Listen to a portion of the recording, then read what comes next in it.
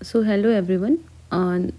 Myself Gunjan Singh, and today we will deal with a topic that is episiotomy.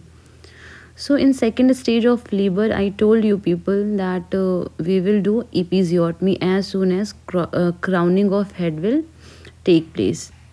So now we will see what is episiotomy. So this episiotomy is a surgical planned incision on the perineum and the posterior vaginal wall during the second stage of labor is called episiotomy or पेरिनेक्टमी। तो इस episiotomy का मतलब क्या होता है? ये एक तरह का प्लान्ड इंसीजन होता है। हम क्या कर रहे हैं? पेरिनियम एरिया को क्या कर रहे हैं? कट कर रहे हैं। पेरिनियम एरिया में कट या फिर इंसीजन क्यों कर रहे हैं? क्योंकि सेकेंड स्टेज ऑफ लेबर में क्या होगा? जो बेबी है उसके हेड का क्राउनिंग होगा। क्राउनिंग का मतलब क्या है? जो हेड है वो परमानेंटली क्या होगा? मदर के आउटलेट पे विजिबल होगा। तो बच्चे को ईजिली बाहर फैसिलिटेट कराने के लिए हम क्या करेंगे? मदर के पेरिनियम एरिया को हम कट करेंगे। उसको हम क्या बोलते हैं? एपिजियोटमी बोलते हैं। नेक्स्ट हम क्या देखेंगे कि पर्पस क्या होता है एपिजियोटमी का। तो सबसे पहला पर्पस क्या है कि हम प्रिवेंट करना चाहते हैं किसको? इरेगुलर पेरिनियल टीयर को। नेक्स्ट है फैसिलिटेट करना चाहते हैं इजी डिलीवरी को। नेक्स्ट है हम कट शॉर्ट करना चाहते हैं किसको? सेकेंड स्टेज ऑफ लेबर को हम प्रोलॉन्ग्ड नहीं होने देना चाहते हैं, इसलिए हम क्या करते हैं? एपिजियोटमी करते हैं। नेक्स्ट क्या है? हम फीटल जो बच्चे का फीटल हेड है उसको प्रोटेक्ट करते हैं कि वो कंप्रेस ना हो और किसी तरह का इंट्राक्रेनियल हैमरेज ना हो। इंट्राक्रेनियल हैमरेज क्यों होगा? क्योंकि जो मदर होती है, कभी कभी मदर का जो पेरिनियम एरिया होता है वो क्या होता है? बहुत रिजिड होता है। वो उन मदर का होता है जो प्रीमी ग्रेविडा मदर्स होती हैं और उनका एज एडवांस एज होता है, मोर देन 35 ईयर एज होता है। तो वो जो उनका पेरिनियम एरिया होता है वो बहुत ज़्यादा रिजिड होता है। तो इसमें क्या होता है कि जो बच्चा है उसका हेड कंप्रेस हो सकता है और इंट्रा जो क्रेनियल हैमरेज बच्चे में हो सकता है। तो इसलिए हम क्या करते हैं? एपिजियोटमी करते हैं। नेक्स्ट हम क्या देखेंगे? इंडिकेशंस, किन किन केसेस में हम क्या करते हैं? एपिजियोटमी कर रहे हैं। तो सबसे पहला क्या है? जितनी भी प्राइमी ग्रेविडा मदर्स होती हैं उनमें हम एपिजियोटमी करेंगे। प्रीमी ग्रेविडा मदर्स का मतलब जो फर्स्ट टाइम मदर क्या कर रही है? डिलीवरी करा रही है। नेक्स्ट है रिजिड पेरिनियम, जो मदर है more than 35 year of age हैं, उन मदर्स में हम क्या करेंगे? एपिजियोटमी देंगे। ब्रीच प्रेजेंटेशन है तो ईजिली बच्चे को बाहर निकालने के लिए हमें एपिजियोटमी देना पड़ेगा। अगर जो सेकेंड स्टेज ऑफ लेबर है वो प्रोलॉन्ग्ड हो रहा है, इंस्ट्रूमेंटल डिलीवरी है, फॉर एग्जांपल अगर फोर्सेप डिलीवरी हो रही है तो हम क्या करेंगे? एपिजियोटमी कट लगाएंगे। प्री मैच्योर बेबी है तो अगर प्री मैच्योर बेबी है तो उसका हेड भी बहुत सॉफ्ट होगा, तो चांसेस होगा अगर रिजिड पेरिनियम मिल गया और वो इनइलास्टिक है नेचर में तो वो इंट्राक्रेनियल हैमरेज करा सकता है। तो उससे प्रिवेंट करने के लिए हम क्या करते हैं? प्री मैच्योर जो बेबी होते हैं ऐसी मदर्स में हम क्या करते हैं? एपिजियोटमी देते हैं। नेक्स्ट हम पढ़ेंगे एनेस्थीसिया के बारे में। तो हम एपिजियोटमी देने से पहले हम क्या करते हैं? एनेस्थीसिया देते हैं सेंसेशन को ख़त्म करने के लिए, पेन ना फील हो मदर को इसलिए। तो वो क्यों होता है? क्योंकि हम फीमोरल नर्व को ब्लॉक करना चाहते हैं और प्रूडेंटल नर्व जो होता है उसको ब्लॉक के लिए हम क्या करते हैं? एनेस्थीसिया मदर में देते हैं। नेक्स्ट क्या है? टाइमिंग, क्या करेक्ट टाइमिंग होती है एपिजियोटमी की? तो एज सून एज मैंने बोला था कि जैसे ही सेकेंड स्टेज ऑफ लेबर में क्राउनिंग हो रहा है, जो हम कार्डिनल मूवमेंट पढ़े थे उसमें एक क्या था? क्राउनिंग था। तो क्राउनिंग का मतलब क्या था? परमानेंटली जो था बच्चे का जो हेड है वो विजिबल होगा मदर के आउटलेट में। आप देख सकते हैं मदर के आउटलेट में ये जो बच्चा जो है उसका क्या हो रहा है? हेड जो है वो विजिबल है। तो इसको हम क्या बोलते हैं? क्राउनिंग बोलते हैं। अब ये जो बच्चा है वो अंदर नहीं जा सकता, अब उसको बाहर ही क्या होना है? डिलीवर होना है। तो उस टाइम हम क्या करेंगे? एपिजियोटमी कट देंगे। क्यों देंगे? लैक्रेशन या फिर टीयर से, पेरिनियम को टीयर से या फिर लैक्रेशन से बचाने के लिए हमें एपिजियोटमी कट देना होता है। नेक्स्ट हम पढ़ेंगे कि इसमें क्या क्या टाइप्स होते हैं एपिजियोटमी के। तो यूजली 4 टाइप्स होते हैं एपिजियोटमी के, लेकिन 2 सबसे मोस्ट कॉमन क्या होते हैं? टाइप्स होते हैं एपिजियोटमी के। तो सबसे पहला क्या है? मीडियन है, मीडियोलैटरल है, लेटरल है और जे शेप्ड है। तो मीडियन एपिजियोटमी का मतलब क्या होता है? कि इसमें हम क्या कर रहे हैं, जैसे ये मदर का क्या है, पेरिनियम एरिया है, ये मदर का क्या है, वजाइना है। तो जहाँ पे लेबिया जो मेजोरा है वो मीट हो रहा है, जो ये पॉइंट है, इसको हम क्या बोलते हैं, फोर्चिट बोलते हैं, सॉरी फोर्चिट बोलते हैं हम इसको। यहीं से हम क्या करते हैं, कट लगाते हैं। तो मीडियन में हम कैसे कट लगा रहे हैं, जो ये नंबर 1 वाला है वो क्या है, मीडियन है। नेक्स्ट क्या है, ये मीडियोलैटरल है, ये वाला जो है वो लेटरल है, थर्ड वाला। और फोर्थ वाला पहले हम मीडियन कट लगाएंगे, फिर हम क्या करेंगे, लेटरली लेके जा रहे हैं, इसको हम क्या बोलते हैं, जे शेप बोलते हैं। लेकिन जो ये दोनों है वो क्या होता है, ये अब हॉस्पिटल में परफॉर्म्ड होते हैं, लेकिन इसमें से भी जो सबसे मोस्ट कॉमन है वो कैसा है, मीडियो लेटरल है। अब एक एक करके हम क्या करेंगे, इसको बहुत डिटेल में आज पढ़ने वाले हैं। तो सबसे पहला क्या है हमारा, मीडियन इपिजियोटमी। तो जो ये मीडियन इपिजियोटमी होता है, इसमें मैंने बोला है कि इसमें हम क्या कर रहे हैं, ये हमारा फोर्चिट है, जहाँ पे भी 2 लेबिया मेजोरा मीट कर रहा है, उस एरिया को हम क्या बोलते हैं, फोर्चिट बोलते हैं। उस एरिया को हम बोल रहे हैं फोर्चिट। यहीं से हम क्या करते हैं कि कट लगाना स्टार्ट करते हैं। तो हम ये कट कहाँ लगा रहे हैं, सबसे पहले फोर्चिट से कितना, 2.5 सेंटीमीटर। तो ये हमारा क्या है, फोर्चिट है, ये हमारा एनल रीजन है, और 2.5 सेंटीमीटर हम क्या करेंगे, इपिजियोटमी कट लगाएंगे। और जो ये होता है, ये 2.5 सेंटीमीटर होता है मीडियन वाला। इसका एडवांटेज क्या होता है, तो इसका सबसे पहला एडवांटेज क्या है कि ये लेस पेनफुल होता है, इजी टू रिपेयर होता है, लेस ब्लड लॉस होता है। नेक्स्ट क्या है, इम्प्रूव्ड, इसमें क्या होता है, जल्दी हीलिंग के चांसेस होते हैं, और इसमें लॉन्ग टर्म जो मदर है उसको प्रॉब्लम नहीं होगी। शॉर्ट पीरियड ऑफ टाइम के लिए प्रॉब्लम होगी, लेकिन लॉन्ग पीरियड ऑफ टाइम के लिए मदर को प्रॉब्लम नहीं होगी। नेक्स्ट क्या है, इसका डिसएडवांटेज हम देखेंगे। तो सबसे पहला क्या है, इसमें सबसे पहला जो रिस्क होता है, इसमें चांसेस होते हैं एनल डैमेज के। तो इस फिगर में आप देख सकते हैं, इस फिगर से हम क्लियर करेंगे। तो ये हमारा फोर्चिट है, ये हमारा एनल रीजन है। 2.5 सेंटीमीटर हमें क्या करना है, इंसीजन देना है। तो इसका डिसएडवांटेज क्या है कि अगर 2.5 सेंटीमीटर से ज़्यादा कट हो गया तो जो एनल रीजन है वो क्या हो जाएगा, कट हो जाएगा। तो इसका पहला क्या है कि एनल रीजन के डैमेज के चांसेस होते हैं। एनल रीजन जब डैमेज होगा तो फीकल इनकंटिनेंस क्या होगा।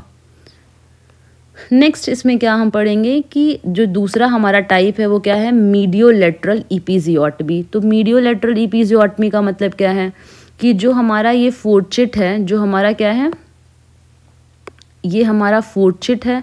फोर्चिट से हम क्या कर रहे हैं, इसमें मीडियोलैटरल में ये हमारा मीडियोलैटरल है। तो फोर्चिट से हम क्या कर रहे हैं, 45 डिग्री हम क्या कर रहे हैं, फोर्चिट से लेके जा रहे हैं, इसको हम नाम दे रहे हैं मीडियोलैटरल। और ये भी कितना होता है, 2.5 सेंटीमीटर इसमें हम क्या कर रहे हैं, कट लगा रहे हैं। और इसमें हम जो कट दे रहे हैं वो क्या होगा, एनल रीजन को कभी भी डैमेज नहीं करेगा। तो इसमें हम क्या पढ़ रहे हैं, सबसे पहले इसमें हम कर रहे हैं 45 डिग्री टूवर्ड्स एनस हम लेके जा रहे हैं। इंसीजन जो है वो डाउनवर्ड होगा और आउटवर्ड होगा। इसमें हम क्या कर रहे हैं, जो from mid line of fourchette right और लेफ्ट हम क्या कर सकते हैं, दोनों कट लगा सकते हैं। इसमें हम क्या कर सकते हैं, राइट भी कट लगा सकते हैं और लेफ्ट भी कट लगा सकते हैं। अगर राइट कट लग रहा है तो उसको हम क्या बोलेंगे, राइट मीडियोलैटरल इपिजियोटमी। अगर लेफ्ट लग रहा है तो लेफ्ट मीडियोलैटरल इपिजियोटमी। अब इसके कुछ एडवांटेज और कुछ डिसएडवांटेज हैं। तो एडवांटेज क्या है, इसमें एनल रीजन से इसका कोई भी कांटेक्ट नहीं है, तो इसमें क्या होता है, reduced risk of anal muscle tear. Next क्या है, इंसीजन कैन बी एक्सटेंडेड। जैसे अगर इसमें अगर हम लोग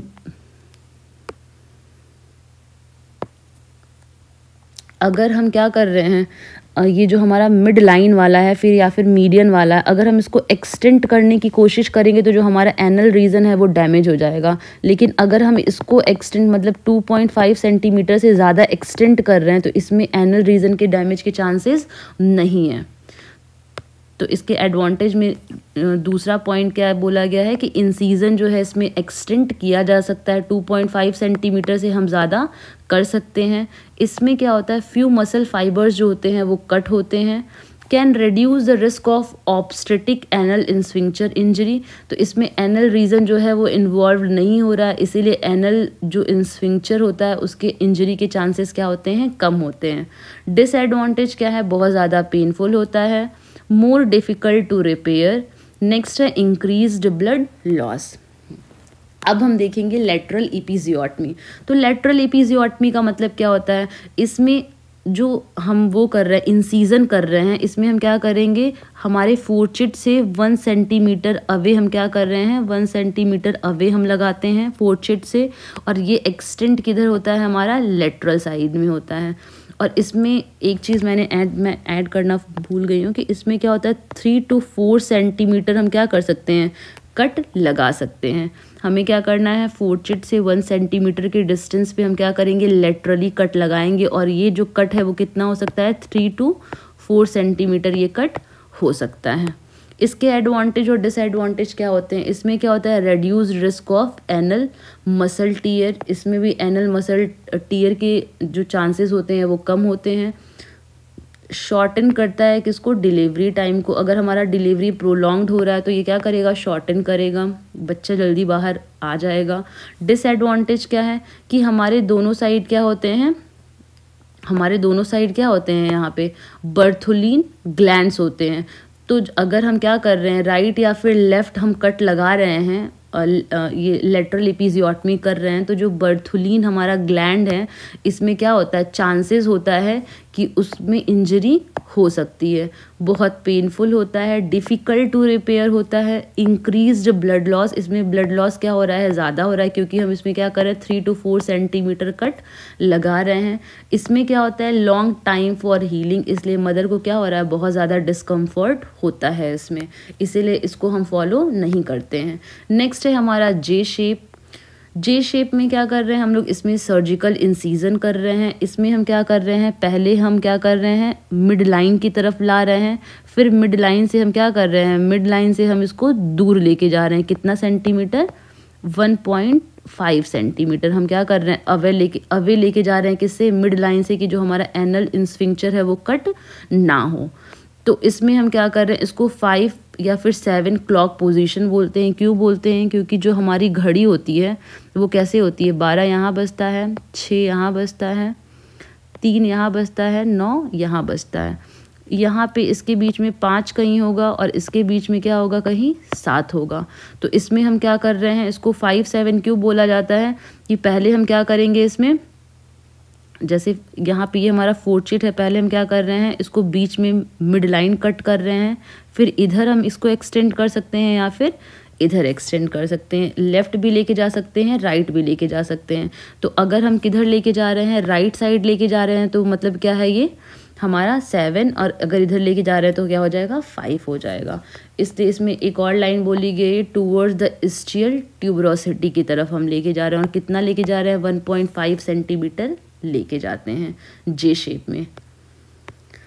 इसका एडवांटेज क्या होता है, less likely to extend into the anal sphincter, मतलब एनल इंस्फिंक्चर के डैमेज के चांसेस कम होते हैं। डिसएडवांटेज क्या होता है, ये बहुत डिफ़िकल्ट होता है सबसे पहले परफॉर्म करना और इसको रिपेयर करना, इसमें ब्लड लॉस बहुत ज़्यादा होता है, इट इज़ मोर पेनफुल और डिस्कम्फर्ट प्रोवाइड करता है मदर को। तो ये क्या है, इसका डिसएडवांटेज है।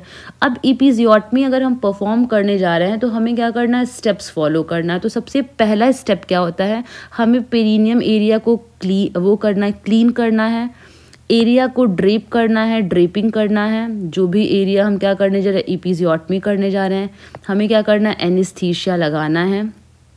नेक्स्ट हमारा सेकंड स्टेप क्या है, इंसीजन। तो इंसीजन का मतलब क्या है, जो हम कट लगाने जा रहे हैं वो मीडियो लेटरल हो सकता है, मिड लाइन हो सकता है, लेटरल हो सकता है, जे शेप हो सकता है।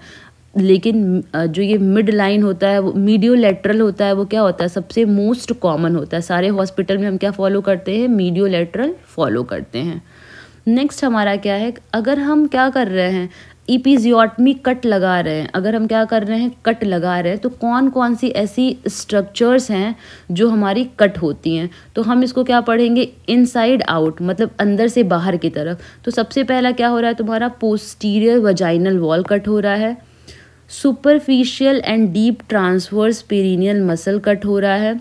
बल्बो स्पॉन्जियोसिस या फिर हम बोल सकते हैं लेविएटर एनाई मसल्स, जो हमारा वो होता है स्टियल स्पाइन होता है, वहाँ पे क्या होता है लेविएटर एनाई मसल्स होती हैं, तो वो क्या हो सकती हैं, रेयरली वो भी कट हो सकती हैं। जो पेडेंटल वेसल्स या फिर नर्व्स होते हैं वो भी कट होते हैं।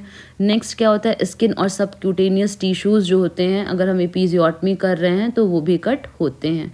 नेक्स्ट स्टेप है, अब हम कट कर दिए, इंसीजन कर दिए, तो अब हमें क्या करना है, रिपेयर करना। अगर रिपेयर नहीं करेंगे तो एक्सेसिव ब्लड लॉस होगा, तो रिपेयर के लिए हम क्या करते हैं, इसमें सूचर का यूज़ करते हैं। तो सबसे पहला क्या है हमारा, क्रोमिक कैटगट यूज़ कर सकते हैं या फिर विक्रल, ये सब क्या होते हैं, एब्जॉर्बेबल होते हैं।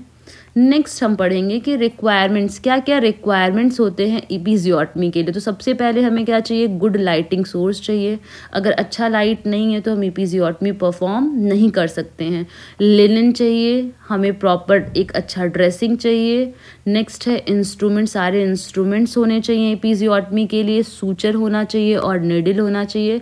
मोस्ट इम्पॉर्टेंट एक कैसी होनी चाहिए हमारे पास, स्किल नर्स होनी चाहिए और डॉक्टर होने चाहिए एपिजियोटमी परफॉर्म करने के लिए। तो it's all about today's classes. So today we deal with episiotomy. तो एपिजियोटमी क्या होता है, एपिजियोटमी का मतलब क्या था कि हम क्या कर रहे हैं, जो हमारा पेरिनियल एरिया है उसको हम क्या कर रहे हैं, पेरिनियल एरिया को हम कट कर रहे हैं। जो मदर है, क्यों कर रहे हैं, बच्चे को सेकेंड स्टेज ऑफ लेबर में बच्चे की डिलीवरी होने वाली है, तो at the time of crowning हम क्या करेंगे, कट करेंगे कि बच्चा इजीली क्या हो सके, आउटर वर्ल्ड में आ सके। पर्पस क्या था इसका, हमें क्या करना है, प्रिवेंट करना है पेरिनियल टियर, फैसिलिटेट करना है इजी डिलीवरी को।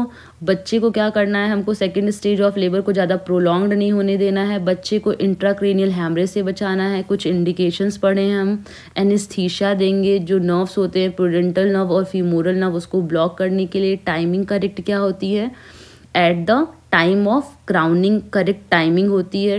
इसके हम टाइप्स पढ़े हैं, 4 टाइप्स पढ़े हैं, लेकिन मोस्ट कॉमन क्या है, मीडियन, मीडियोलेटरल मोस्ट कॉमन होता है, और मीडियन में क्या होते हैं, हॉस्पिटल्स में फॉलो किए जाते हैं। तो thank you so much, hope कि आपको ये आज का लेक्चर समझ आया हो। Thank you so much.